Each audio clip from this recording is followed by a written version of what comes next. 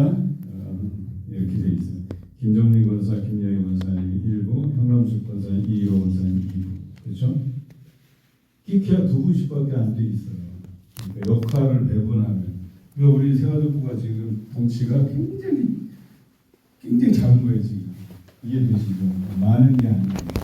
더 지금 봉사자들이 더 많아져야 된다는 얘기예요. 그 다음에 사진 촬영은 문기찬 수집사님이 해주시고, 안내 과정 이제 티칭이에요. 티칭인데 그 세 분이 한 개 과정씩 하는 거예요.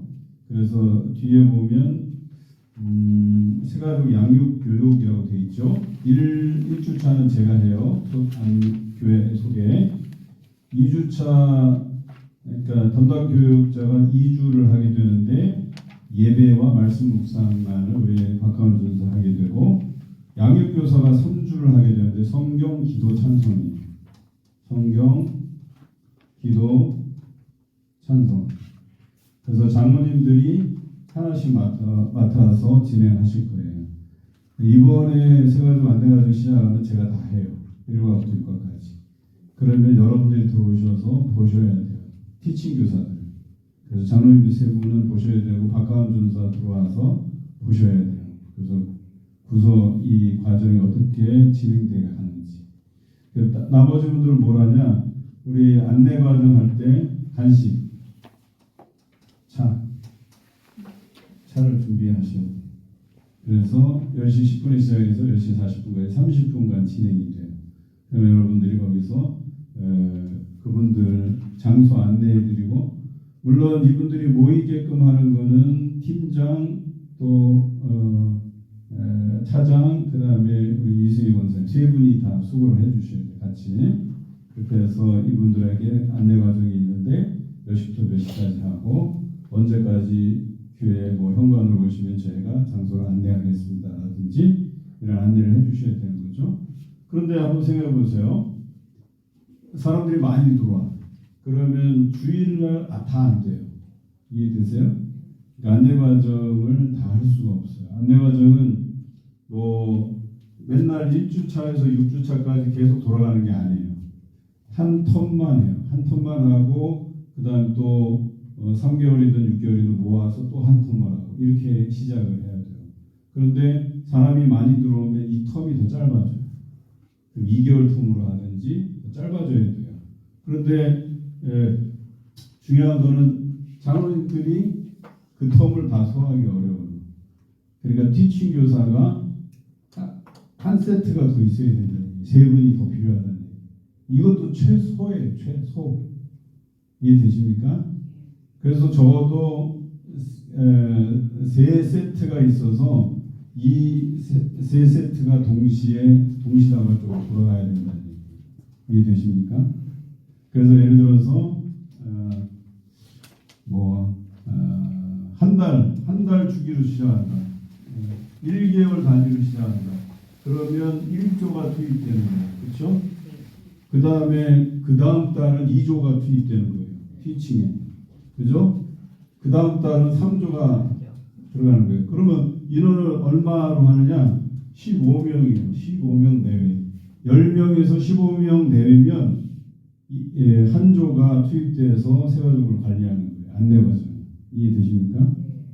그런데 교회가 막 부흥하잖아요. 그럼 어마어마하게 들어와요. 쏟아져 들어와요. 그러면 어떻게 해요? 이 한 조로 돼? 안 돼? 안 돼. 여기 들어가도 안 돼. 왜? 6주인데 1개월 단위로 굴리는데. 그죠? 나머지 2주가 겹치잖아요. 그 겹치는 걸 누가 하는 거예요? 2조가 들어가고 3조가 들어가고 하는 거예요. 이해되세요? 6주 과정인데 한 달 단위로 4주 단위로 해버려봐. 그러면 이분들이 다 돼야 안 돼? 안 돼요. 그죠? 1, 2, 3, 4하고 다음 팀을 갖다 또 1, 2, 3, 4하고 이렇게 할 수 없잖아. 5주차, 6주차까지 다 해야 되는데. 그죠? 이해되십니까? 이 구조를? 그러니까 이 구조를 저와 교육자와 티칭하는 이 분들이 일정을 잘 조율해야 돼요. 굉장히 섬세한 작업이에요. 그것도 담임 목사가 늘 여기에만 매달려 있을 수는 없잖아요. 그죠? 그래도 저는 일정 중에서는 하여튼 새가족을 제일 먼저 생각으로 하고 저는 투입이 돼요.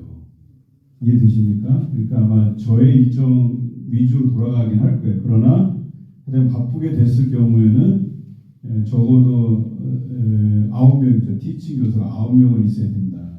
이게 이제 그리고 또 한 가지는 여기에 장로님들만 넣기도 좀 애매해요. 일조에 가장 좋은 그림은 장로님이 조장이 되고 권사님 한 분이 들어가고 열심히 있는 젊은 집사님이 한 분 들어가서 요게 한 세트가 되면 좋아요.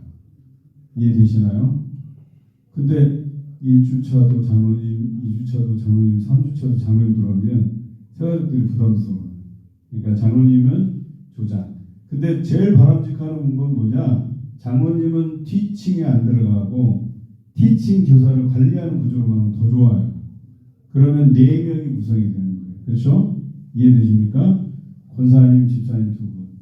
뭐 꼭 여자분 아니더라도 남성 다 껴서. 그러면 장로님들이 자기 조의 티칭 교사를 관리하는 거예요. 이해되십니까? 그리고 제가 새로 새가족부 내가 교사로 섬기겠다 하는 사람을 제가 훈련 안 시켜도 돼요. 왜냐하면 티칭의 조장이 있으신 장로님들이 티칭 교사 가르치고 그 다음에 우리 권사님 2분이 1부, 2부 나눠서 안대 교사들 훈련시키면 되는 거예요. 그러니까 박가운 전사님이 굳이 들어와서 여러분들을 조율할 필요가 없어요. 왜냐하면 2분의 부장 차장님이 안대 교사 이렇게 관리하면 되고 그 다음에 문서 담당하시는 분 관리하면 되고 그 다음에 장로님 3분이 티칭 교사 4명 혹은 3명씩 관리하면 되는 거예요. 이 구조로 앞으로 만들어 갈 예정이에요. 이해되시죠? 그러니까 되게 많은 거예요, 인원이. 근데 3년 동안 이걸 우리가 정비해야 된다는 얘기. 그러니까 더 들어와야 돼요. 그리고 젊은 분들을 많이 들어오게 하셔야 돼요. 시무하고 계시는 분들, 필드에서 뛰는 분들. 자, 요거는 이해하셨죠? 네. 네, 조직은 그렇고요. 성장 과정의 순서는 이래요. 새가족 출석하면 등록카드 작성, 이게 오타 났네. 작성입니다. 자성이 아니라 등록카드 작성, 사진 촬영. 그 다음에 예외 참석. 그 다음에 교회에서 전교인 환영하고, 그 다음 끝나면 담임 목사님 면담하고 기도하고, 그 다음에 신교실 식당으로 이동해서 식사하고, 식사하면 시간이 되시는 분들은 우리 새가족 팀장님하고 차장님이, 부장님하고 차장님이 이렇게 새가족실 데려와서 같이 간식 나누면서 이렇게 같이 대화 나누셔도 되고 교제 나누셔도 되고요. 그 다음에 주중에 환영카드 발송. 그 다음에 새가족부 양육 팀으로 넘겨서 이제 안내 과정을 해요. 안내 과정이 기초 과정이에요. 그리고 교재는 이번 주 완성해서 아마 이제 책으로 나올 거예요. 간단해요. 그 다음에 새가족 구역 편성이 돼요. 교구로 배정되고 그리고 남성교회 여전도회 회장 오라 해서 마지막 6주차에 만나게 하는 거예요. 그러니까 우리 박가운 전사님이 하셔야 될 게 그거예요. 마지막 주 인도할 때 여전도회 회장 오라, 그 다음에 남성교회 회장 오라, 그 다음에 거기에 구역장들 오라 해서 그날 거기서 마지막 주에 대면식을 하게 해야 돼요. 이해되십니까? 그래서 이분이 면 여전도회 회장이고 이분이 면 남성교회 회장이고 누구누구는 여기 소속이고 이걸 다 안내를 해주셔야 돼요. 됐죠? 연결. 예, 그 다음 이 정도가 이제 저희가 앞으로 진행해야 될 과정이고, 그 다음에 성장 과정, 지금 안내 과정은 기초 과정이에요. 교회 안내예요. 그 다음에 성장 과정이 있어요. 이거는 담당 교육자 모시. 우리가 하반기에 성경 아카데미를 해요. 지금 전반기 아카데미는 누가 해요? 담임 목사가 해요. 그죠? 자, 하반기에는 저도 하지만 부교육자들이 다 달라들어요. 그러니까 부교육자들이 만드는 성경 아카데미 반이 신설이 돼요. 그런데 우리 박하원 전사님은 성장 과정을 하게 돼 있는 거예요. 그래서 성장 과정은 대상이 누구냐? 안내 과정을 수료한 사람. 그 다음에 플러스 성도들 중에 나는 기초를 좀 더 배우고 싶다. 성도들한테는 이게 기초일 수 있어요. 그리고 안내 과정 수료한 사람 중에 나는 성장 과정에는 안 들어갈래요. 그래서 나는 성장 과정 안 들어가고 안내 과정 수료하고 바로 성경 아카데미로 가도 돼요. 이해되시죠? 그래서 그런 것들을 안내하는데 이제 성장 과정의 안내를 할 거예요. 여기에는 어떠한 것을 배웁니다라고 하는 안내 과정보다는 조금 심화된 학습이에요. 그러나 신학의 기초예요. 기초. 이해되시죠? 이 과정은 불신자들이 안내 과정하고 믿게 되면서 신앙의 초보적인 수준에서 배우는 거예요. 그러나 다른 교회에서 집사, 장로, 권사 받고 오신 분들은 이거 듣기에는 수준이 좀 낮아요. 그러니까 여기에 안 들어가고 바로 성경 아카데미로 들어오셔도 된다. 이해되시죠? 그러나 안내 과정 없이 성장 과정은 들어올 수 없다. 그러니까 초신자, 새가족들은 안내 과정, 성장 과정. 그 다음에 성장 과정이 끝나면 뭘 하냐면 봉사하도록 안내를 해요. 교회에서. 교사도 있고 찬양대도 있고 뭐도 있고 이렇게 해서 그분들이 헌신할 수 있도록 하는 과정이 이해되시죠? 그게 이제 성장 과정. 그리고 우리는 크게 안내 과정, 성장 과정으로 구성을 해서 운영을 한다. 됐나요? 그리고 성장 과정은 이제 담당 교육자가 담임 목사 협의해서 이제 어떤 교재로 할지를 결정을 할 거예요. 됐나요? 네. 이것도 이해되시죠?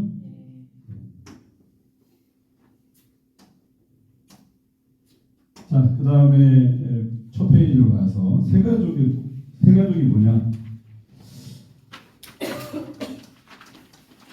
예전에는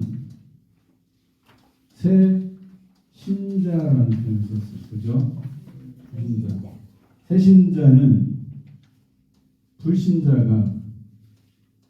불신자의 단계에서 온 사람을 새신자라고 불러요. 이해돼요? 새가족은 뭐예요? 불신자 플러스 타 교회 성도를 포함해요. 이 개념을 아시겠죠? 네. 그래서 우리는 새신자라는 표현을 안 씁니다. 앞으로 여러분들 실수가 없으셔야 돼요. 무조건 새 가족입니다. 새 가족. 그래서 새 가족은 불신자 포함해서 타교의 성도들을 포함한 것이 새 가족이다. 됐나요? 그래서 거기 보면 이사를 받거나 다른 교회에서 옮겨온 수평이동 교인도 새 가족이다. 그리고 또 하나 잃은 양도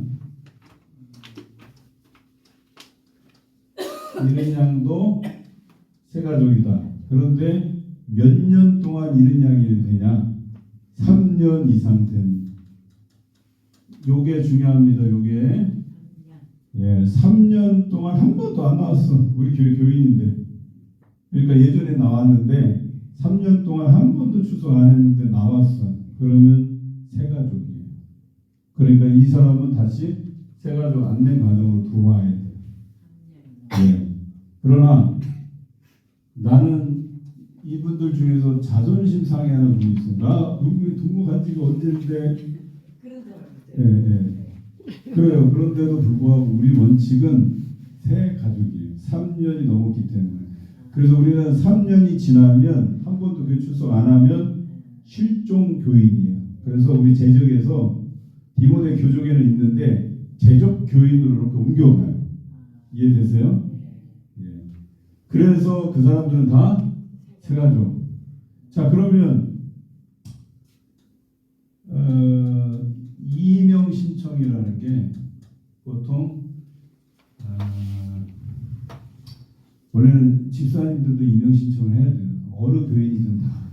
그래야 저쪽 교적에서 빼고 우리 교회 교적에 넣을 수 있는데 우리 대한민국 교회는 임용 신청이 제대로 안 돼 있어.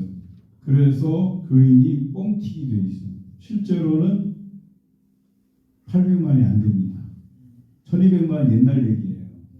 지금도 2단까지 합쳐서 840만.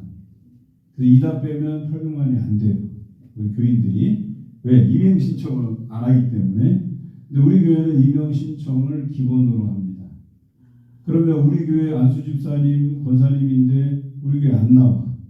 이미 다른 교회 출석하고 있어. 그런데 임용 신청을 안 하면 어느 교인이에요? 우리 교인이에요. 이해되시죠?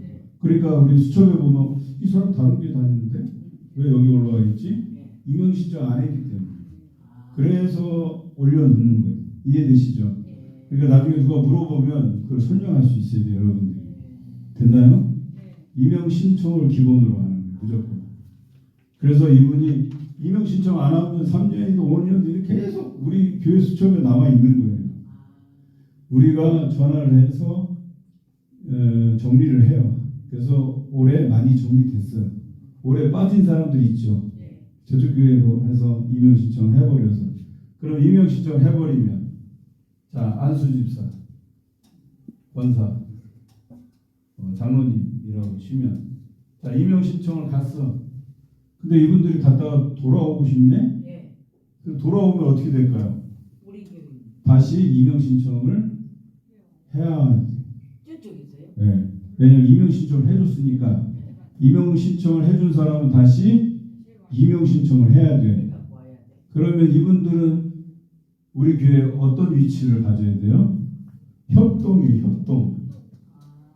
협동 장로, 협동 안수집사, 협동 권사예요. 협동은 시무가 될까요? 안 될까요? 안 돼요. 시무가 안 돼요. 그러면 이분들이 시무가 되려면 어떻게 해야 될까요? 취임을 해야 돼요. 장로님은 투표해서 물어야 돼요. 성도들이 이분을 장로로 다시 시부장로로 할 것인가를 투표로 물어야 되고, 안수집사와 권사는 당회가 허락해서 취임으로 하면 돼요. 됐죠? 그리고 우리 교회 권사 때 가서 임용 신청을 해서 갔어. 근데 임용 신청을 해서 다시 왔어. 그러면 권사가 아닌 거예요. 협동이에요. 협동. 이해되시죠? 그러니까 혹시 누가 저 임용 신청해 가신 분이 가고 싶은데 그러면 어쩌나 협동으로 시작해야 되는데 이 얘기를 해주셔야 돼요. 협동으로 시작해야 돼요. 그리고 몇 년이 지나서 우리가 볼 때 모범적이다 하면 우리가 취임으로 해서 권사가 되는 거예요. 이해되시죠? 그러니까 그분들도 다 어디예요? 세가족. 세가족. 그러니까 이걸 잘 알아야 돼. 그러니까 교회 옮기는 것도 막 옮기면 안 되는 거예요. 굉장히 신중해야 되는 거예요. 이해되시죠? 네. 자, 세가족의 종회는 끝났고요. 제가 4시까지 마칠게요. 12분 남았어요. 자, 그 다음에 세가족의 특징을 한번 보세요. 세가족에는 대부분 하나님의 은혜에 감동이 되어 등록한 사람들이라기보다 주변의 권유로 등록하는 분들이 많다. 또 교회에 관심 가지고 살피러 오는 사람들이 많다.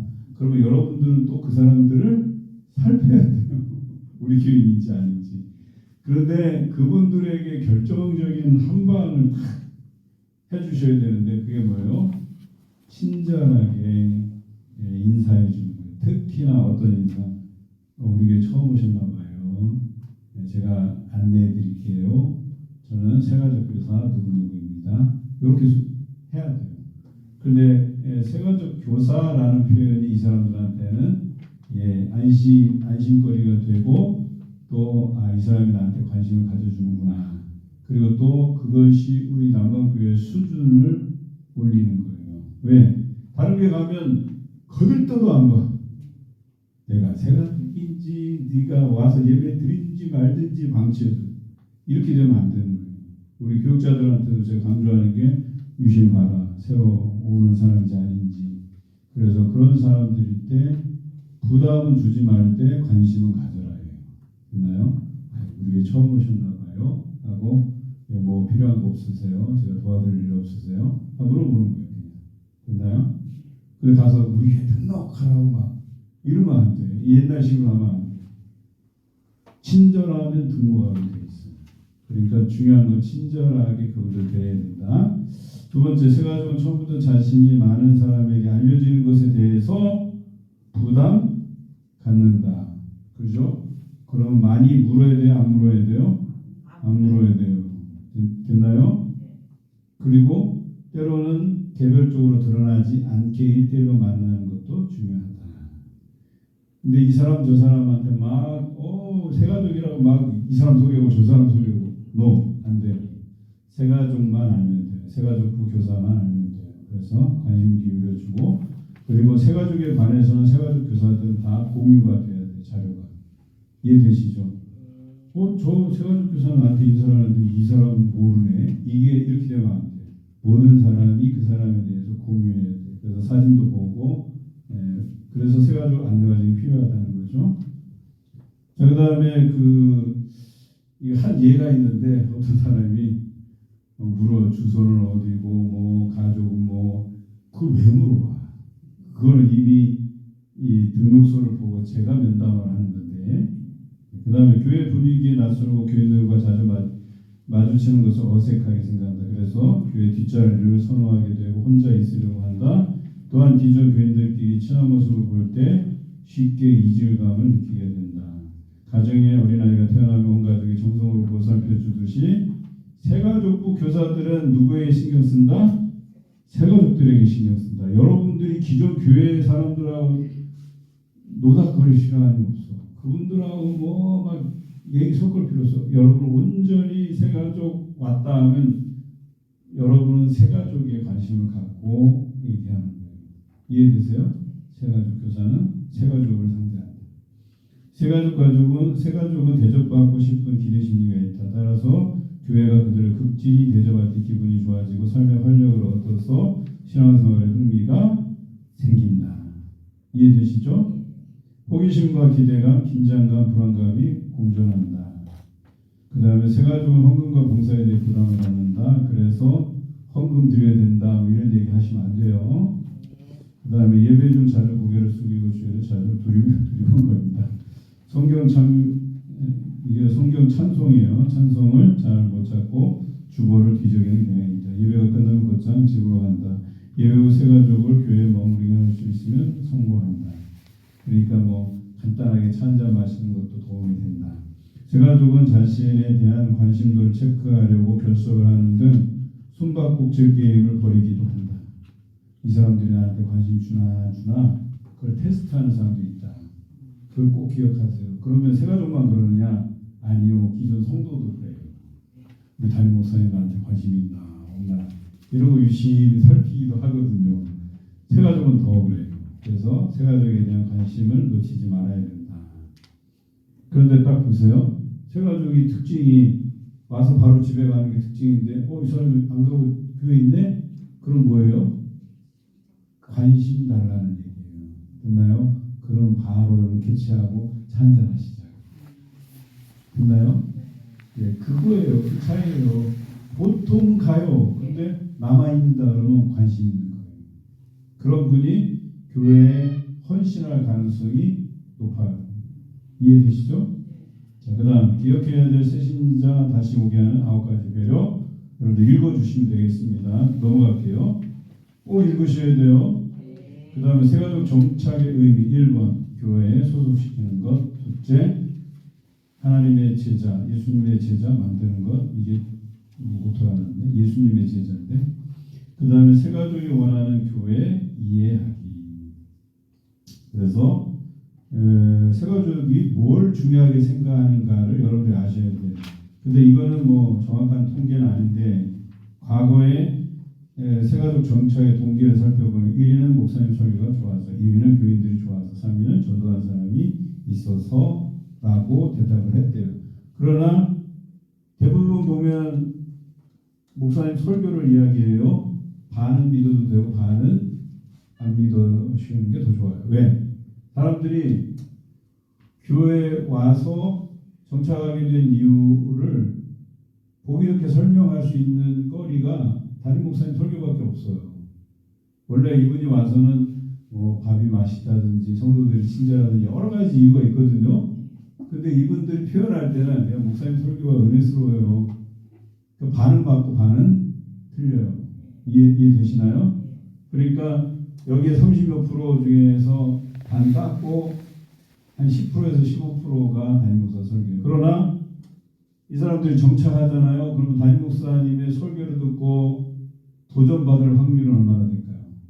3%예요. 갈수록 낮아져. 그러니까 생각보다 담임 목사의 영향보다는 성도들의 영향이 크다. 그러니까 이 이유는 담임 목사님 때문에 상처 입을 확률도 적다. 예, 적어요. 대신 뭐예요? 이들이 정착하는 데 도움을 준 성도들에게서 상처받을 확률이 큰 거예요. 이해되십니까? 저 사람 때문에 내가 정착했는데 저 사람이 나한테 친절하게 대해줘서 근데 어느 날 보니까 찬바람 쌩쌩 불면서 지나간다 하면 그때부터 나에 대한 관심이 떨어졌나 보다. 특히나 새가족들은 누가? 새가족 교사가 그들과 친절하게 대하지 못하면 그래서 그 친절을 어디로 옮겨가게 만드는 거예요? 여러분들이 구역으로 전도회 선교회로 연결시키는 거예요. 이해되십니까? 그래서 당부를 하는 거. 구역에서 잘해주라. 남성교회에서 잘해, 여전도에서 잘해주라. 남성교회에서 잘해주라. 이렇게 연결시키는 거예요. 됐나요? 또 이 사람이 봉사에 은사가 있어서 찬양대 가거나 교사로 가거나 그러면 그쪽으로 연결을 시켜주는 거예요. 됐나요? 그러면 새가족 교사가 조금 소홀해도 여기에서 만회가 되는 거예요. 됐나요? 그런데 여기에 적응 못하는 사람이 있을까 없을까? 있어요. 그럼 누가 감당해야 돼요? 새가족 교사가 감당해야 되는 거예요. 이해되십니까? 그런데 구역과 이런 데 적응하기 쉬울까요? 쉽지 않을까요? 쉽지 않아요. 그렇죠? 그래서 다른 교회는 교구가 새가족 교구가 있어요. 새가족끼리 묶어줘갖고 그래서 여기에서 한 1년 잘 적응하면 이제 구역으로 보내는 그런 제도도 있어요. 안독교회가 그런 제도가 있어요. 그래서 새가족 교구에 구역이 3개가 있어요. 많을 때는 5개도 있어요. 이렇게 많을 때는 늘어나고 적을 때는 줄어들고 그래요. 그래서 그 구역 관리 누가 해요? 새가족부 교사가 해요. 이해되시죠? 그러니까 그 안독교회는 새가족부가 덩치가 얼마나 크겠어요. 그렇죠? 거기는 새가족 티칭 교사가 3세트예요. 그래서 3팀을 동시에 거기는 주일날 아니에요. 평일날이에요. 저녁에 화요반 있고 목요반 있고 또 화요 오전반이 있어요. 그러니까 일주일에 3개 반이 다 돌아갈 때도 있어요. 언제? 총전도 주일 하잖아요. 그럼 몇 명이 오냐? 한 150명씩 와요. 그러면 이 중에서 안내 과정에 참여하는 사람이 한 2팀 내지 3팀이 구성이 돼요. 15명을 기준으로 해서. 나머지는 그냥 교회만 다니는 거예요. 그 중에서 한 30명에서 50명은 떨어져 나가요. 다니다가. 그래서 한 100명, 평균 100명이 정착을 해요. 그런데 100명 정착하면 뭐 금방 부흥할 것 같죠. 여기 이 교회가 장례가 얼마나 나냐면 1년에 70건에서 100건이 나요. 많게 나요. 그러니까 이걸로 자연감소가 돼요. 그러면 한 30명 남잖아. 그러면 여기에서 한 이사하는 사람들이 한 10명 돼요. 그럼 1년에 남는 인원이 뭐 한 15명, 20명, 많으면 30명 남는 거예요. 이해되세요? 그러니까 교회가 이것도 그 교회는 굉장히 성장하는 거예요. 아주 모범적인 사례예요. 그러니까 교회가 부흥하는 게 쉽다 어렵다? 어렵다. 쉽지 않다. 그러니까 새가족부가 굉장한 역할을 해야 그 소위 속된 말로 남는 장사를 하는 거예요. 이해되세요? 자, 우리 교회가 지금 출석률이 2021년에서 23년까지 통계가 320명 평균이에요. 작년만. 그리고 가장 많이 나온 달, 여기 최대월이 350명까지 올라간 적이 352명. 그런데 제가 부임하고 나서 11월 평균이 390명대예요. 390 몇 명이에요. 397명이에요. 그 다음 달이 400명대예요. 그 다음 달이 410명대, 420명대까지 올라와 있어요. 자, 그러면 이 평균은 어떻게 가늠이 되느냐? 아까 제가 말했잖아요. 15명, 20명 되는 게 대단히 어렵다 그랬잖아요. 그러니까 제가 볼 때는 잘 하고 있어요. 나름대로 선전하고 있어요. 또 여기는 새 가족만 들어오는 게 아니라 우리 교인들 안 다니던 분들이 다시 마음 잡고 오시는 분들도 계셔요. 그러면 평균이 10명씩 올라간다? 이게 쉽지 않은 이유가 성도들이 기존에 예배드리는 성도들이 결석하는 인원들이 대략 몇 명인 줄 아세요? 우리 교회 같은 경우 30명 정도가 결석을 해요. 평균적으로. 이해되십니까? 그러니까 30명씩이 이번 주 나왔다 지난주 안 나왔다 막 로테이션으로 빠져요. 로테이션으로. 이해되십니까?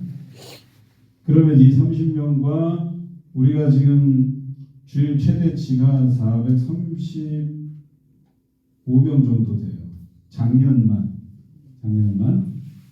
그러면 이 인원에 30명을 더한 게 465명 정도가 우리가 올해 우리 교인들 막 열심히 모여라 해서 모을 수 있는 인원이 딱 요 인원. 이해되십니까? 다음 세대는 몇 명 정도? 70명대예요. 그러면 이걸 합산하면 우리 교회가 올해 최대치로 올릴 수 있는 인원이 535명 정도가 돼요. 됐나요? 거기에다가 새 가족을 플러스하면 그래서 제가 목표로 하는 건 올해 작년들만 우리 교회 500명이 넘으면 성공입니다. 크게 성공한 거다. 그렇게 보는 거예요. 근데 이것도 이런 통계도 코로나 이전에 좋았을 때 통계로 말씀드리는 거예요. 지금은 코로나 이후잖아요. 그래서 교회가 늘어나는 교회가 있다 없다? 거의 없다. 그러면 잘 되는 교회는 코로나 이전과 이후가 75%면 굉장히 성공한 교회예요. 교인이 75%까지 나온다. 되게 잘하는 교회. 평균이 50에서 55%예요. 됐나요? 우리 교회 코로나 이전 몇 명? 아마 이거보다 그 우리 이전 목사님 그 이전까지 따지면 아마 그래프는 이렇게 내리막일 거예요. 그렇죠? 그리고 우리가 이런 통계, 이 2021년부터 23년의 통계가 이렇게 바닥을 친 거예요. 됐나요? 그리고 나서 이제 조금씩 회복돼 가는 과정이 있는 거예요. 다음 세대도 53에서 55명 평균이었어요. 작년까지. 작년 말이 이 정도지 그 전에는 더 내려가요. 영유아 집은 한 명도 없을 때도 있었어요. 이해되세요? 한 명도 없을 때가 있다고요. 한 명도. 네. 그러나 지금은 많이 올라왔어요. 그래서 70명대 거의 75, 77까지 올라가요. 그러니까 이 인원들을 올라가게 하는 데에 가장 앞에서 천명처럼 활동하는 사람이 누구다? 새가족부다. 그러니까 여러분들이 가장 중요하게 여기는 게 이런 출석부를 올리기 위해서는 교구 담당 목사님이 교구원들을 신경 쓸 때 여러분들은 새가족을 신경 써야 되는 거예요. 됐나요? 그 새가족들이 만나는 날. 오늘 안영복 성도 이 누군지 아세요? 그 아드님이 같이 이제 예배드리는 그분이 우리 교회 등록하고 나서 오늘 안 나왔잖아요. 그 귀 고막 수술 때문에 그런 것들도 우리가 다 꿰고 있어야 되는 거예요. 새가족부에서 누가 안 나왔네 이런 것까지 다 이해되시죠? 그러니까 여러분들이 새가족을 관리하는 청년이다. 그래서 새가족 누가 누군지 다 알아봐야 되고 이분이 언제 등록했고 이런 기본적인 상식도 다 알고 계셔야 돼요. 이분이 오신 지 얼마나 됐고 그런데 혹시 많이 본 것 같긴 한데 새가족인지 아닌지 몰라하고 벌써 몇 달 전에 등록을 했는데 가서 새가족이시냐고 이러면 굉장히 곤란해요. 이해되시죠? 다 알고 있어야 돼요. 이렇게. 그리고 어느 자리에서 예배드리고 1분지 2분지 어느 쪽에 예배드리고 그런 걸 다 알고 계셔야 돼요. 기본적으로. 그러면 담임 목사는 알고 있죠. 그래서 어느 권사님은 저 3층 저 왼쪽 구석에서 드리고 누구는 어디서 드리고 눈에 다 띄는 거예요. 오늘 최병장은 안 계시잖아요. 다 있는 자리에. 그죠? 그런 게 다 보여야 돼요. 담임 목사도 설교 중에 이렇게 보고 몇 명 우리 교육자들한테 톡을 내가 날려요. 누구 안 보인다 전화해봐라. 누구 안 보인다. 김상자 집사님은 안 보이잖아. 그지? 만나기로 했는데 못 만났잖아요. 서울 간다 그랬는데 아마 무슨 잔치를 하나 봐. 이런 거 그런 거 다 물어보는 거예요. 교육자들이 물어보는 거예요. 다 전화해봐라 해갖고 다 이해되시죠? 우리 권사님 몸 아파갖고 못 나올 때도 전화하잖아요. 그지? 남해옥 권사님 전화하고 여기 전화하고 다 전화하는 거예요. 그게 안 보이니까 그런 식으로 관리를 하시는 거예요. 됐나요? 더 하고 싶은데 시간이 다 돼갖고 중요한 것만 몇 가지 할게요.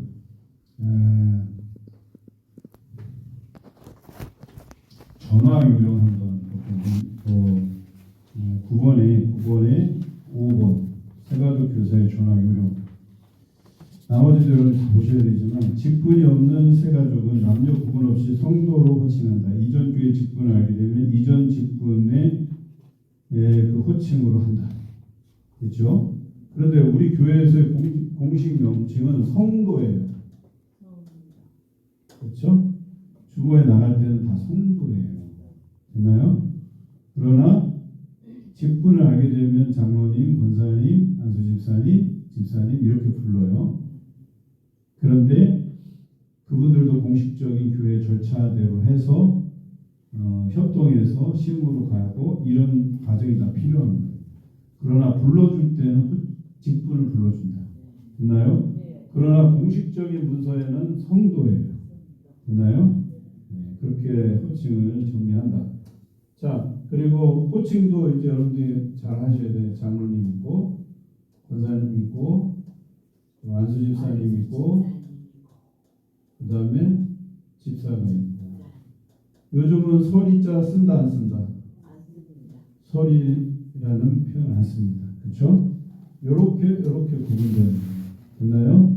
그러니까 정확하게 그래서 설이 집사라는 표현 안 씁니다. 자, 그래서 그렇게 불러주시고 통화시 주의해야 될 것, 지극히 사무적인 것, 뭐 몇 시에 뭐 안내 과정이 있으니까 꼭 나오세요. 탁 이런 거 안 돼.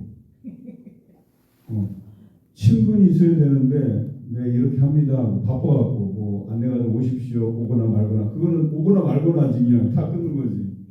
이렇게 하는데 저희가 또 오시면 뭐 간식도 준비해드리고 뭐 불편한 거 있으면 말씀해 주시고 또 혹시 못 오게 되시더라도 사정이 생겨서 못 오시면 말씀해 주시면 이렇게 얘기를 해야지.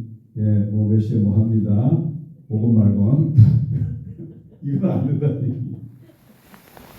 그리고 첫 통화시 너무 개인적인 것 구체적인 것 묻지 마라. 형사들 취조하듯이 사는데 어디 연락처는 뭐예요? 뭐 사람은 저 가족은 몇 명이나 있습니다. 이렇게 사적인 질문들을 주구장창 할 필요가 없어요. 이해되시죠?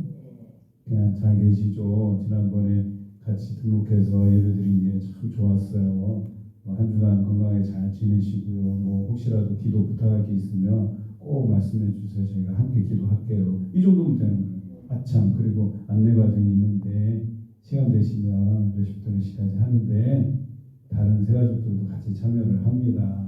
같이 함께 해주시면 고맙겠습니다. 하고 마지막에 하루 전에 다시 한번 연락드릴게요. 딱 끊는 거예요. 그런데 예약도 없이 해놓고 아이고 하루 전에 또 연락해야지 이러면 당황해요. 그러니까 하루 전에 한 번 더 연락드릴게요 하고 딱 하는 거예요. 그러면 하루 전에 한 번 딱 열심히 올 게 왔구나.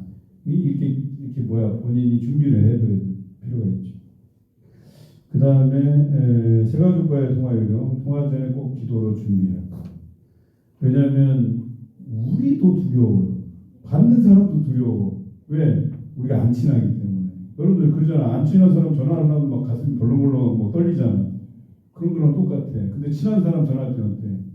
너무 마음 편하게 전화해. 제가 권사님 전화 드릴 때 막 우리 목사님 내가 어떻게 전화를 받아야 되나 막 두렵고 그래요? 아니잖아요. 오늘 막 너무나도 친근하게 또 제가 권사님 전화 오더라도 말투만 들어도 알아 권사님인지 그냥 권사님의 그 특유한 말투들이 얼마나 친근하게 들리는지 몰라요. 제가 호남 사투리에 굉장히 정감 있게 들린 게 권사님 때문이에요. 권사님이 얘기하는 걸 자주 듣다 보니까 이게 정말 좀 친근하게 들리는 거 이렇게 생각이 들어요.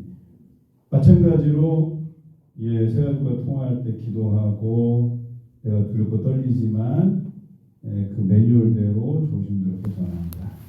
그리고 할 말을 메모해 놓는 게 대단히 중요해요. 두서없이 얘기하면 저 사람이 듣기는 했는데 도대체 뭔 얘기를 들었는지 모르는 경우가 있어요. 그렇게 적어서 안내하고 문자로도 안내해 드리겠습니다. 하루 전에 한 번 더 통화 드리겠습니다. 이렇게 적어놓고 하는 게 중요하다. 그 다음 만남 장소, 시간 알림, 배려하고 혹시 그 시간에 가능한지도 물어보는 거예요. 그냥 나오세요 하고 끊으면 안 돼. 혹시 그 시간 괜찮으세요? 바쁘신 일이 없으세요? 이렇게 물어보는 거. 이런 것도 그 사람들을 배려하는 거. 자, 마지막 읽고 끝낼게요. 새가족 교사의 금기사항 여러분들 읽습니다. 시작. 만남을 펑크내거나 지각하는 일, 우울한 표정, 대화하기보다는 일방적인 안내로 일관함, 학력이나 아파트 평수를 묻는 일, 새가족이 답변 곤란한 일을 계속 묻는 것, 새가족이 말하는 데 집중하지 않는 것, 경찰 수사하듯이 질문하는 것, 상처가 될 수 있는 질문, 빈번한 전화, 주중 만남 강요, 자택 방문 등 새가족이 부담스러워하는 일, 만남 종료 후에 지속적인 교제. 그러니까 조심스러운 게 특히 남녀 간의 관계예요. 그래서 내가 남자로서 내가 맡은 사람인데 여성일 경우에는 조심스러워야 돼. 이런 거. 차라리 그거는 여성들에게 맡기는 게 더 좋아요. 이해되십니까? 그러니까 이 얘기는 뭐예요? 여러분들이 너무 친절하다 보면 이상한 감정이 생길 수가 있다는 거예요. 그 부분도 조심하셔야 돼요. 이해되십니까? 네, 그건 여러분들이 알아서 잘 컨트롤 하시겠지. 네, 여기까지.